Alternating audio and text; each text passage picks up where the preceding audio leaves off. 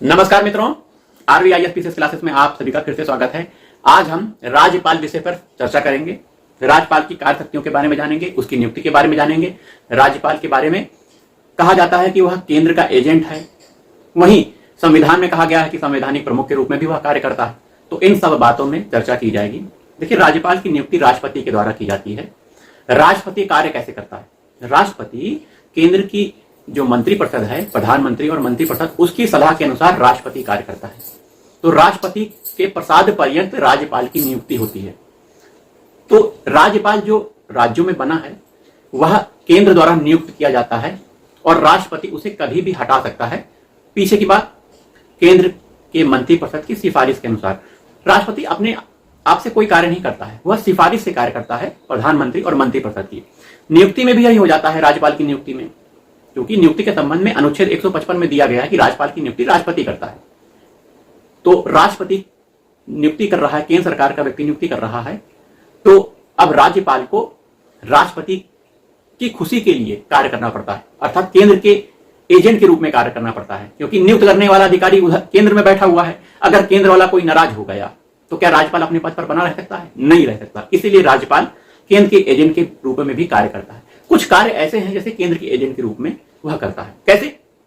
कोई बिल राज्य विधानमंडल में पास होता है तो राज्यपाल अपने विवेकाधीन शक्ति का प्रयोग यहां करता है। अनुच्छेद 200 के तहत आर्टिकल 200 कहता है, राज्य विधानमंडल द्वारा पारित कोई बिल राज्यपाल द्वारा राष्ट्रपति के विचार के लिए सुरक्षित रखा जा सकता है। यहां राज्यपाल की क्या भूमिका हुई? वह केंद्र के एजेंट के रूप में कार्य करने लगा।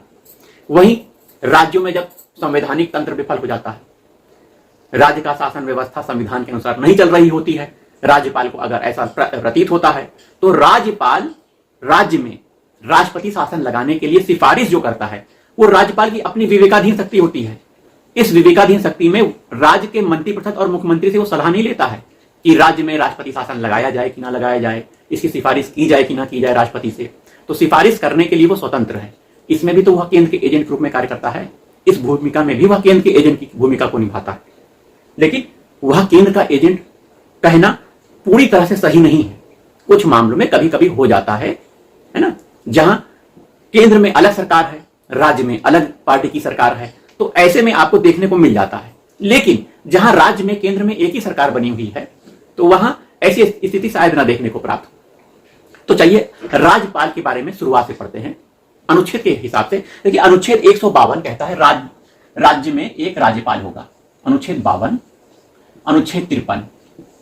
वहीं एक से अधिक राज्य में भी वह राज्यपाल हो सकता है, या फिर केंद्र शासित एक राज्य का राज्यपाल है, केंद्र शासित प्रदेश का भी वह राज्यपाल हो सकता है। वही राज्यपाल कई जगह का राज्यपाल हो सकता है, ये बात है। अब राज्यपाल की नियुक्ति अनुच्छेद 154 में नियुक्ति से पहले राज्यपाल की कार्य शक्तियां के बारे में है। कार्य और शक्ति, इस कार्य और शक्ति के बारे में बाद में पढ़ेंगे। राज्यपाल की कार्य शक्तियां बहुत सी हैं। विवेकाधीन शक्तियां हैं, कार्यकारी शक्ति है, वित्तीय शक्ति है, क्षमादान करने की शक्ति है, अध्यादेश जारी करने की शक्तियां हैं। इसको भी बाद में पढ़ेंगे। अनुच्छेद 155 राज्यपाल की नियुक्ति के बारे में अनुच्छेद 155 में वर्णन किया गया है। राज्यपाल की नियुक्ति होती है, राज्यपाल का निर्वाचन नहीं होता है, नियुक्त किया जाता है राष्ट्रपति के द्वारा। किसके द्वारा? राष्ट्रपति के द्वारा नियुक्त किया जाता है। अनुच्छेद 153 वह राष्ट्रपति के प्रसाद पर्यंत कार्य करता है। राष्ट्रपति के प्रसाद पर्यंत, ये सब याद रखिएगा, प्रसाद पर्यंत, अर्थात राष्ट्रपति कभी भी इसको पद से हटा सकता है, कभी भी। अनुच्छेद 56। वही अनुच्छेद 159 राज्यपाल की नियुक्ति हो गई। शपथ कौन दिलाता है? इंपॉर्टेंट है। राज्यपाल की शपथ अनुच्छेद 159 में दिया गया है, जिसमें राज्यपाल को शपथ हाई कोर्ट का जो जज होता है, मुख्य न्यायाधीश हाई कोर्ट का, उसके द्वारा शपथ दिलवाई जाती है राज्यपाल को। वहीं अनुच्छेद 161 में क्षमादान शक्तियां हैं। यह क्षमादान शक्तियां जो राज्यपाल को प्राप्त हैं, वह राज्य सूची के विषय में वह क्षमादान करने की शक्ति को धारण करता है। वहीं राज्यपाल मृत्युदंड को समाप्त नहीं कर सकता है। सजा की मात्रा को कम करना, सजा की मात्रा को खत्म कर देना, मृत्युदंड को छोड़कर, इस तरह अनुच्छेद 161 में राज्यपाल की क्षमादान शक्तियों के बारे में बताया गया। तो ये राज्यपाल के संबंध में कुछ विशेष अनुच्छेद हैं, आर्टिकल हैं, जो उनकी नियुक्ति, उनकी कार्यशक्ति आदि के बारे में हमको बताते हैं। वैसे राज्यपाल की नियुक्ति करने के संबंध में कुछ सरकारी आयोग द्वारा भी सिफारिश की गई थी। कुछ मुख्य बातें ये हैं कि राज्यपाल को राजनीति का प्रमुख नहीं होना चाहिए, मतलब राजनीति में नहीं होना चाहिए। ऐसे व्यक्ति को राज्यपाल नियुक्त किया जाना चाहिए जो विद्वान हो, पढ़ा लिखा हो, राजनीतिक ना हो। लेकिन ऐसा परिपाटी में नहीं चलता है, इस नियम का पालन नहीं किया जाता है राज्यपाल की नियुक्ति के संबंध में। यह भी सिफारिश की गई थी कि जिस राज्य में राज्यपाल की नियुक्ति की जानी है उस राज्य के मुख्यमंत्री से तो सलाह ले लेनी चाहिए। मुख्यमंत्री से भी सलाह नहीं ली जाती है, केंद्र द्वारा थोप दिया जाता है राज्यपाल को। तो मुख्यमंत्री से जब सलाह ले लिया जाएगा, मुख्यमंत्री के भी संज्ञान में रहेगा कि अमुक व्यक्ति मेरी सलाह से राज्यपाल बन रहा है, तो दोनों के कार्य में एक सामंजस्य बना रहेगा और एक मित्रवत तरह से राज्य का शासन दोनों लोग चलाते रहेंगे। लेकिन ऐसा परिपाटी में देखने को नहीं प्राप्त होता, इसीलिए विवाद का विषय बन जाता है। कई राज्यों में इसीलिए राष्ट्रपति शासन लगाने की राज्यपाल जल्दी सिफारिश कर देते हैं, जबकि शासन व्यवस्था अच्छे से चल रही होती है। ये सब बातें। आइए कुछ कार्यशक्तियों के बारे में देखते हैं, राज्यपाल की कार्यशक्तियां। अनुच्छेद 153 राज्यपाल की कार्यशक्तियों के बारे में बताता है। कार्यशक्तियों में कार्यकारी शक्ति, राज्यपाल मुख्यमंत्री की नियुक्ति करता है और मुख्यमंत्री की सलाह पर अन्य मंत्रियों की नियुक्ति करता है। यही मंत्रिपरिषद राज्यपाल को सलाह देते हैं कार्य करने में। जो कार्यकारी शक्तियां होती हैं, संवैधानिक प्रमुख के रूप में राज्यपाल कार्य करता है, वास्तविक प्रमुख मुख्यमंत्री होता है। राज्यपाल की शक्तियों का प्रयोग मुख्यमंत्री करता है। तो राज्यपाल किसकी नियुक्ति करता है? सीएम की नियुक्ति करता है और अन्य मंत्रियों की नियुक्ति करता है। अन्य मंत्रियों की नियुक्ति सीएम की सिफारिश के आधार पर करता है, स्वयं नहीं करेगा। मुख्यमंत्री सिफारिश करेगा कि इसे फलाना मंत्री बना दिया जाए, तो वो बना देता है। वहीं राज्य वित्त आयोग, अनुच्छेद 243 में आपको राज्य वित्त आयोग दिखेगा। राज्य वित्त आयोग, राज्य वित्त आयोग के अध्यक्ष और सदस्यों की नियुक्ति राज्यपाल के द्वारा की जाती है। वहीं 243 में एक और पार्ट है राज्य वित्त आयोग, और राज्य निर्वाचन आयोग है। राज्य निर्वाचन आयोग, राज्य निर्वाचन आयोग, इसमें भी अध्यक्ष और अन्य सदस्यों की नियुक्ति राज्यपाल के द्वारा की जाती है। राज्य के महाधिवक्ता, राज्य का महाधिवक्ता, महाधिवक्ता कौन होता है? राज्य सरकार का विधिक सलाहकार होता है, जिसकी नियुक्ति राज्यपाल के द्वारा की जाती है। महाधिवक्ता, राज्य का महाधिवक्ता, इसकी नियुक्ति राज्यपाल के द्वारा की जाती है। वही जो जिला जज होते हैं, जिला जज की नियुक्ति राज्यपाल के द्वारा की जाती है। राज्यों में जो विश्वविद्यालय होते हैं उसके जो कुलपति होते हैं, तो विश्वविद्यालय के कुलपति की नियुक्ति राज्यपाल के द्वारा की जाती है। कुलाधिपति राज्यपाल होता है, लेकिन जो कुलपति होते हैं उनकी नियुक्ति राज्यपाल के द्वारा की जाती है। तो इस तरह कुछ नियुक्तियां हैं जो राज्यपाल करता है। वहीं वित्तीय शक्ति,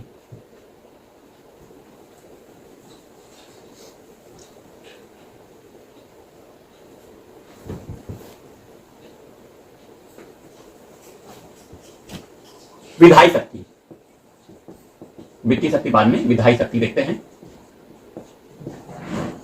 राज्य विधानमंडल के सत्र को बुलाना, आहूत करना, है ना, सत्र में अभिभाषण देना, सत्र समाप्त करना आदि शक्तियां राज्यपाल में निहित होती हैं। राज्य विधानमंडल द्वारा जो बिल पास किया जाता है, कानून बनाने के लिए बिल होता है, वो राज्य विधानमंडल पास करता है। बिल में अनुमति देने का कार्य राज्यपाल द्वारा किया जाता है। राज्यपाल कुछ बिल को अनुच्छेद 200 के तहत राष्ट्रपति के विचार के लिए सुरक्षित रखती है। अब इसमें एक बात इंपॉर्टेंट है, राज्य विधानमंडल यदि हाईकोर्ट की शक्तियों को कम कर रहा है, उच्च न्यायालय की शक्तियों को कम करने वाला विधेयक राज्य विधानमंडल में आ गया है, तो राज्यपाल उस बिल को, उस विधेयक को अनिवार्य रूप से राष्ट्रपति के विचार के लिए सुरक्षित रखता है। यह इंपॉर्टेंट बात है, याद रखिएगा। तो अनुच्छेद 200 के तहत वह बिल को राष्ट्रपति के विचार के लिए सुरक्षित रखता है।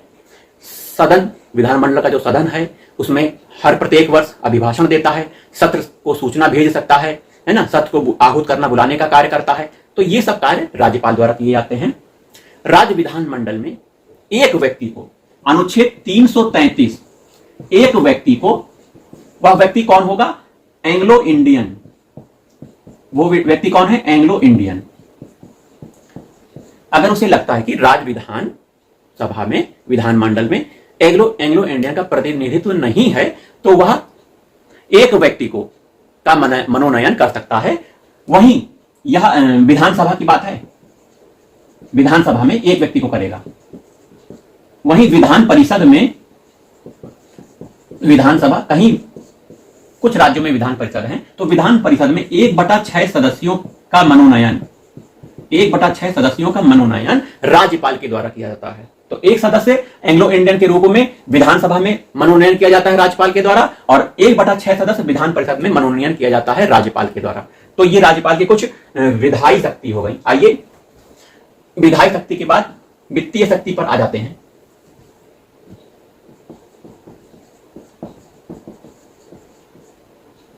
वही विधायी शक्ति में एक बात छूट गई थी, अनुच्छेद 213, याद रखिए, अनुच्छेद 213 राज्यपाल की अध्यादेश जारी करने की शक्ति को दर्शाता है।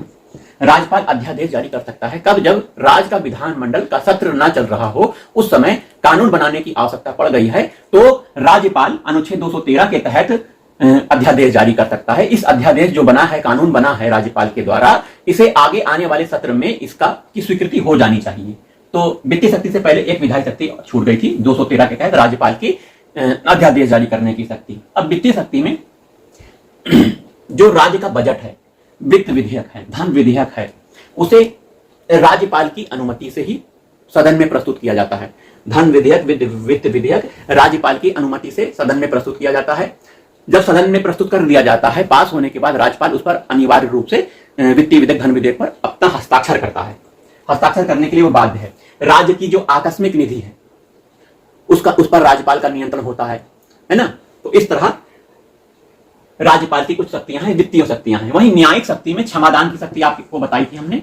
न्यायिक शक्ति में जिला जज की नियुक्ति करता है,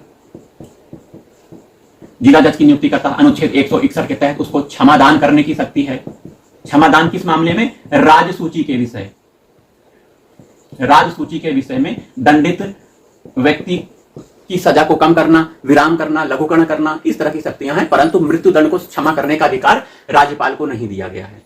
वहीं राज्यपाल की कुछ अब विवेकाधीन शक्तियों के बारे में चर्चा कर लेते हैं।